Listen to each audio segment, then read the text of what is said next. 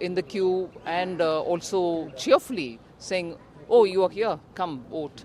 So it's nice to see so many early morning coming here to cast the vote, and I want as many people from South Bengaluru to come out and cast their vote. Ma'am, how do you see the NDA's government this time? How they will do? What is your reaction?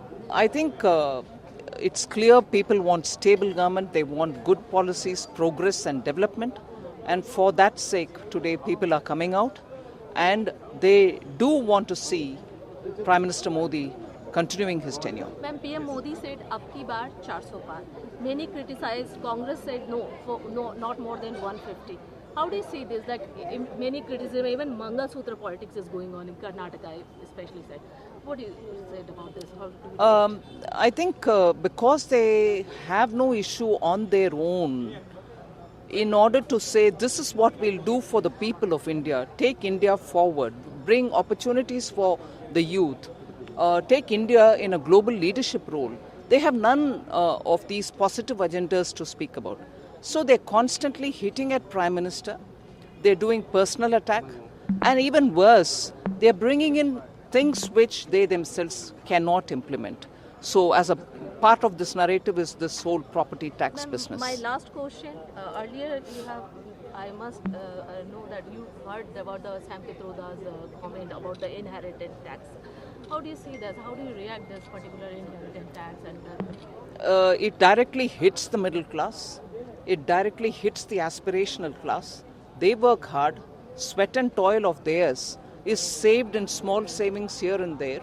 Or they buy a house, a dream house, and keep some fixed deposits. All this is going to be exposed to the so-called property tax.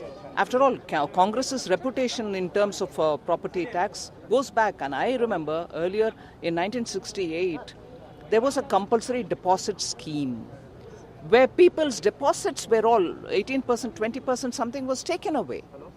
There was no justification given. At that time, they would say, oh, recently we had a war, India doesn't have money. Later on, if you see the way in which they have clearly aimed at targeting people who are wealth creators for this country. They work hard, they create money, they create value, they employ people, and therefore India's economy becomes buoyant. If such wealth creators are going to be punished purely because they have some money kept behind, India's progress in the last 10 years would just go for a zero, and we'll probably be going back to that era when Congress imposed 90% tax. You'll probably not believe, and the current generation wouldn't even remember or know anything about it. There was India when, under the Congress rule, we paid 90% of all that was earned by us as tax.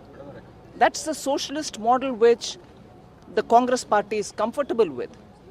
But I'm sure their own properties, when transferred from the grandmother to the grandchildren or the father to children, were excluded from all this property tax. So this is a clear ploy that they'll safeguard their own interests, but I'm sorry, people of India will have to keep giving away the earnings from their sweat and toil.